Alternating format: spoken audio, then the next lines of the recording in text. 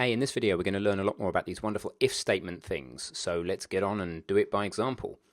Firstly, I want to explain a little bit about indentation. So this start function, every single statement within the start function is indented by the same amount. It's 4 spaces, but actually don't use spaces, please, use a tab.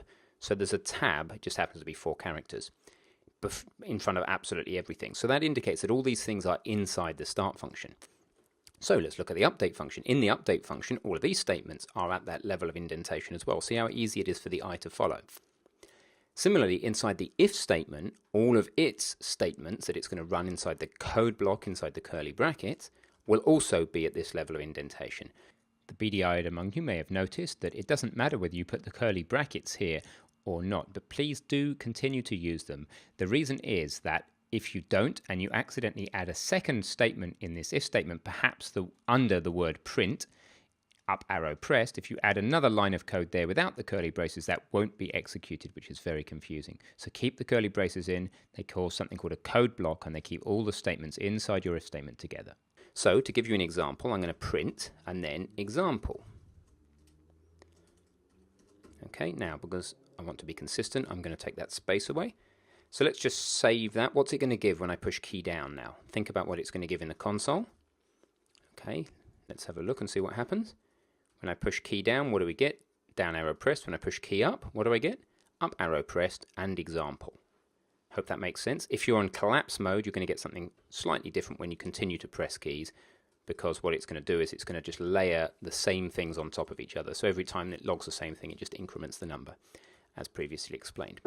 All right, fantastic. So that explains what indentation does. Any other statements we put inside this if statement, we would put at this level of indentation. Cool. I'm going to get rid of that example line now for you. All right, so here's a simple challenge for you then. We want to add a third if statement which responds to the enter key and logs the words I1 to the console. Third if statement responding to the enter key and logs the word I1. Go ahead and do that now, please. Okay, so this is how I'm doing it. I'm copying what's there. I am going to guess that it's keycode.enter. Don't think it is because it's come up in red. So I'm going to try one other thing by hacking away until I go and look at the docs. I'm going to try enter like that. It's looking promising. Let's try it because I haven't got anything gone red. Okay, so I just want it to say I1. Okay, now let's save and try it. See if we got the right key code. Play. Input name key code, what's it saying? Let's pause, click on the error, and you can expand out the window if you want. Key enter is unknown. Okay, it doesn't understand enter, so we've got to go and find out what the enter key code is. So a few ways of doing it. May as well stay in the safety of the Unity docs for a minute. So I'm going to go input.get key down. I'm going to go command and apostrophe or control and apostrophe on a PC. It's just the way of looking up the docs for the currently selected word. Go into input.get key down and let's see if we can find ourselves a list of all of the key codes. Here we go, key code here. Now, do we have enter somewhere? I'm going to do an in-page search in my browser for keypad enter. That's possible. We could use keypad enter. I think I really mean return, so you've got to be careful about your keyboard. You've got enter and return, and they're 2 different keys. I really mean return, so I'm gonna use return. Here you go. And what is that? It's keycode.return. All right, so that's a typical thing you're going to go off and do, is have a little nosy and find out what you should be using. And I think what we should be using is keycode.return like that. So let's just save and test.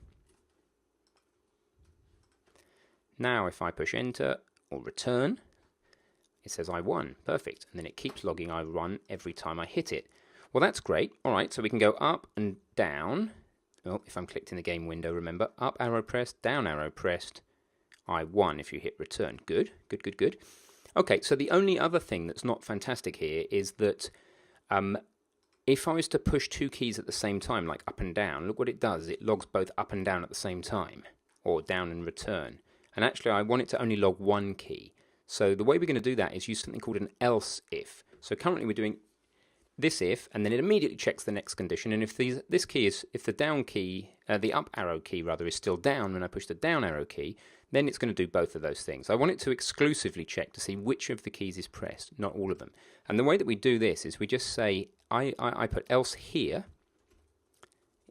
and then I delete back so that it says else if like that. Okay, that's the format. Let's just do it again. Else, okay, and then the same for the return key.